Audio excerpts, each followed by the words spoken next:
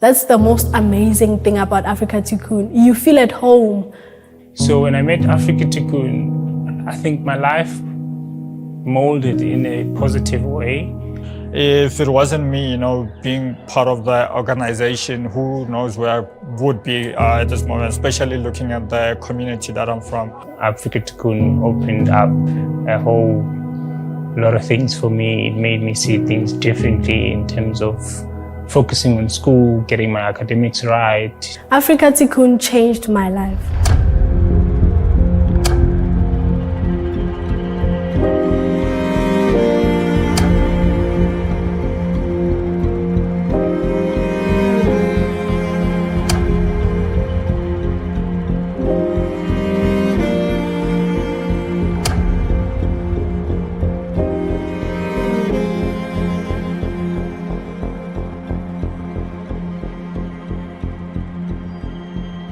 Tikkun started 30 years ago, and the original founders was Bertie Lubner and Chief Rabbi Harris. My dad was launching this initiative called My Afrika Tikkun. The challenge really was to say, what could Afrika Tikkun do, My Afrika Tikkun do, that would be a role model perhaps for other organizations. And it was in that sort of stage that I got to experience meetings that he was having with the late Chief Rabbi and the very fiery Anne Harris, his wife, around what were the solutions to critical need in township communities. And I remember in the early days of the board, there was a lot of uncertainty still about where the organization was going.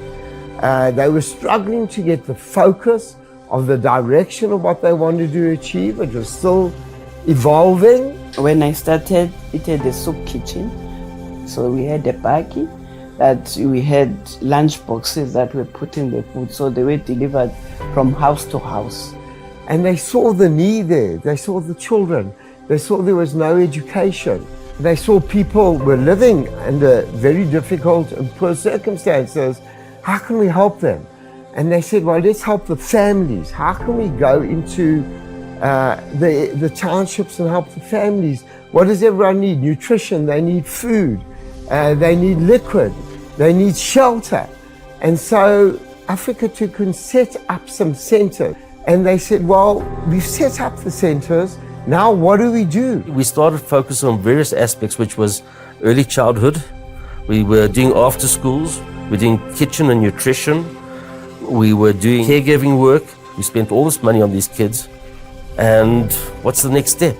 These kids aren't able to get into the job and into the workplace. So that's when Mark Lubner came, and we started going to career development, which was work readiness, learnerships and placements. What Cradle to Career means, it means that young people come into Afrika Tikkun to learn. From there they graduate and participate in the economy. So they become active citizens. The concept of Cradle to Career was to say, could we develop competent individuals, be more productive in the working environment that would rely less on the state, productive individuals, add to the economy in ways that enhance productivity, which create more job opportunities, which effectively would build growth into the economy. I grew up with my grandmother and my other siblings. My granny passed away because she was the one looking after everybody. My mother was in Joburg working, so she couldn't take us in. So we had to stay with neighbors around the community, It wasn't nice, it was very abusive. So at that age, I was a young boy who was forced into a parenthood because now I have this young sister who was 5 years younger than me that I need to look after each and every day. So Luyanda before Afrika Tikkun was someone who didn't have a direction because it was just school, soccer, and back home. I used to play soccer with my friends around the streets of Hebrew. We just wander around. I basically had no directions. So we went to meet this lady at Afrika Tikkun, and then she said, no, you can just bring a lunchbox after school. You will eat here, we'll put food in the lunchbox for you and your sister for the night, and then you basically come every day for that. So when I met Afrika Tikkun, I think my life molded in a positive way.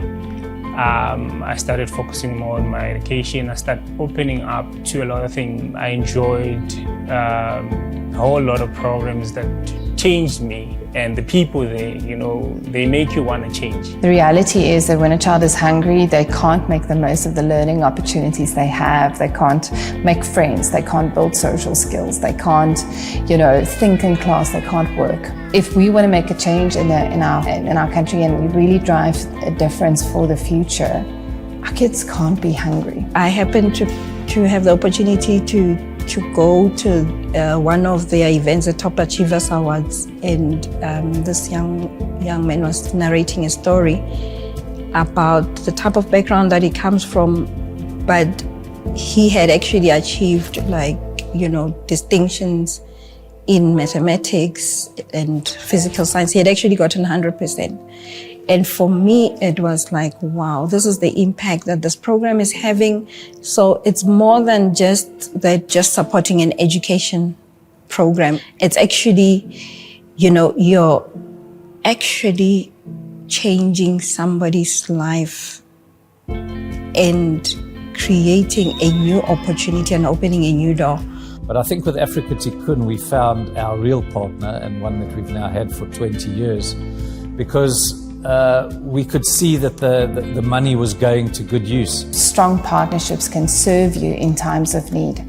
And I remember, you know, just the millions of meals that we were able to get into communities as a result of this partnership. So Afrika Tikkun, I often say this, has existed because people have enabled us to be their hands and feet. We're one of the best social enterprises in South Africa. We are one of the organizations that create the most jobs, that run the most preschools or early childhood development centers, that run one of the best after-school support programs, etc., holistic programs that look at children end to end as they develop into young adults. We couldn't have done that without partnerships. I had problems with my father growing up. He was that one person who would come and go as he pleases. So he would come and you think that now you are stable, he's here to provide for you, and then he just ups and goes. That one day you never see him again. You see that we struggle. You know, in townships we struggle a lot, and some of the things we don't talk about. But when I got here, I saw that I'm not the only one who's dealing with this, and we have a safe space. We can come into and relax and talk and relieve ourselves of those deep emotions that are holding us back and are weighing heavy on us. Afrika Tikkun gave me energy. They gave me oomph. This space, it changes you, because you can't be here and be depressed. That never happens. Everyone is happy. Everyone will talk to you. First got involved with Afrika Tikkun, obviously, back nearly 30 years ago, soon after the organization had been formed. And I remember Bertie, we were on a plane actually in Europe. Bertie was telling me about the incredible work that was going on, and about how a young girl had been saved, literally, her life had been saved by the work of Afrika Tikkun. She was an AIDS orphan. And I remember the two of us sitting there with tears rolling down our cheeks, and Bertie said, you know, won't I get involved in the UK to set up a charity here that we could raise funds for the charity in South Africa, which I obviously did gladly. Afrika Tikkun has now become, and has been for the last 20 odd years, the global charity for the Belron organization. And, you know, we've managed to capture the hearts of literally tens of thousands of Belron employees. And so every year they swim, run, walk, do something to raise money for Afrika Tikkun. We bring kids out from South Africa here to the UK, to Germany, to the US, where they tell their stories. And we also make sure that the Belron employees engage with them, help them, mentor them. We've had numerous, we've lost count of the amount of Belron teams, employees who've visited South Africa, who've spent time in the charities, both in Mufuleni, in Orange Farm, in Diepsloot, in Alex, and really got to understand the charity. So it's become a real partnership, I would say, between Belron and Afrika Tikkun, and one that I'm extremely, extremely proud of. It was a scenario a couple of years ago where I was there on a site visit in Fuleni, and a gogo came up to me. She was at the clinic, she was having her checkups, and she had a newborn grandson. And in conversation, maybe 5 minutes into the conversation, she handed over her grandson to me and said to me, "Please take him. I think he'll have a better life with you." Not really knowing much about me, who I was, where I came from, but understanding that that sense of trust was there because we were in the home we call Afrika Tikkun. And I think that really looks at the systemic issues that exist within the country. It's not because the grandmother didn't love her grandson, it's because she loved her grandson that she thought he would have a better life with an absolute stranger. But Afrika Tikkun created that sense of trust and has that sense of love in its four walls in each township. I was raised by a single parent who used to be a vendor at the same school I attended. My father didn't want to be a father anymore. I did my whole 12 years at the very same school that my mom was selling at. And throughout, my years of childhood, I wasn't raised, from a very privileged background. I recall back then also my mom lost one of my siblings from food poisoning after not being able to afford medication. My very same home didn't have joy, didn't have light, didn't have hope. And as a kid, lacking one of those things, you do not find the sense of living. That's when I came across Afrika Tikkun. And yes, when I first joined Afrika Tikkun, there was the joy, the hope, the light that I've been looking for. And for the very first time, there was a sense of life in me. The three problems we want to solve is unemployment, because if we solve unemployment, we will solve poverty. If we solve poverty, we'll solve inequality. Those are the three biggest problems in South Africa. And South Africans' unemployment is still one of the highest in the world. In particular, South Africa's youth unemployment is the highest in the world. Close to 60% of your young, able-bodied individual are sitting at home. Over 3 million South Africans, young South Africans between the age of 18 to 35 are not in education, employment and training. Many South Africans, particularly children, are still going to bed hungry. If you look at current challenges that we're having, we cannot solve poverty on unemployment and therefore poverty if the economy is not growing. South Africa has not seen, for a very, very long time, growth in the economy, and therefore businesses are under a lot of pressure. And if businesses are under a lot of pressure, they are not creating jobs. And if they are not creating jobs, then we have a high unemployment rate, and in particular, youth unemployment. So how can you say that young people are the leaders of tomorrow? How can you say young people are our future when there is no future for them? They are sitting at home with nothing. They have no future, they have no hope. We're seeing efforts in the right direction, but we've got to do more, because it's not a question of we cannot fail. We dare not fail, because the survival, the sustainability of this country and the continent is dependent on these young people who will one day say, we've had enough.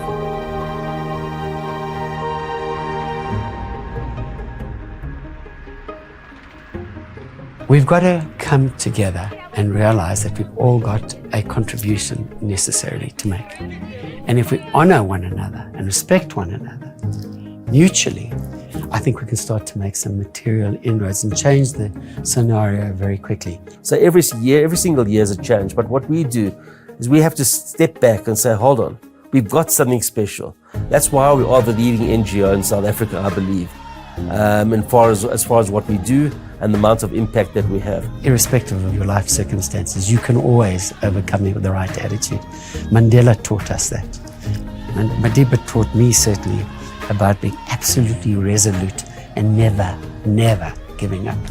One of the first moments in Afrika Tikkun that shook my heart, our first or second alumni day, and I saw hundreds, if not close to 1,000 young people dancing, celebrating who we are and what we're achieving. I saw the movement. When we talk about we want to create a movement for change, I saw it. My life was stagnant. So coming into Afrika Tikkun, I got the power and the energy to work into building my future. If it really, really wasn't for them, I don't know, I can't imagine where I would be. Because that was my safe place. That's a place where I went to get away from everything else. That's where, when I was not feeling well, or when the world's against you, that's where I will go and I will find happiness. It's where I learned to forget about what was and let things be and focus on the future, because that's what the place is, such positivity.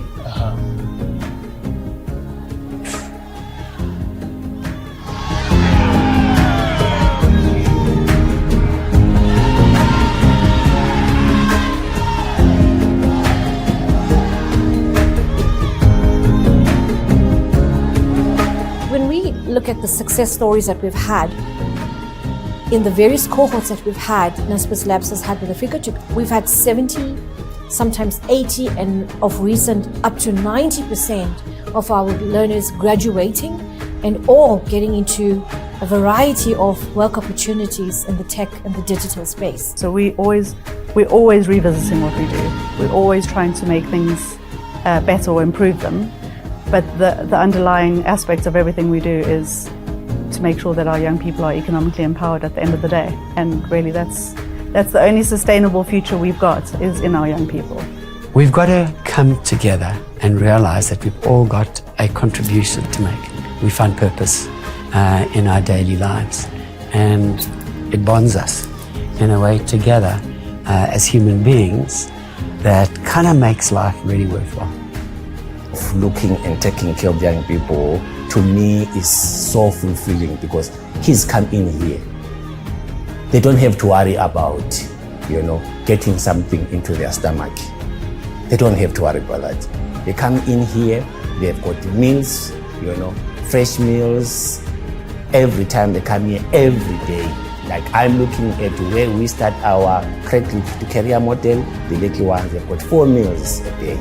If it wasn't me, being part of the organization, who knows where I would be at this moment, especially looking at the community that I'm from. So the thing that hits me about the students that come from Afrika Tikkun is their confidence. They are exceptionally confident and they are articulate. They own the spaces that they're in. It's despite whatever the external environment is saying. We really need to make a difference, and if we want to, it's possible. So I challenge the next generation to join me and to join Afrika Tikkun as the catalyst for change in starting a movement towards the world we want to live in. You just need people who believe in you and who can support you. And so if you see our young people in spelling bee competitions shining, in debate shining, you realize that when we say people have potential, they do. It just takes a group of people to help them shine.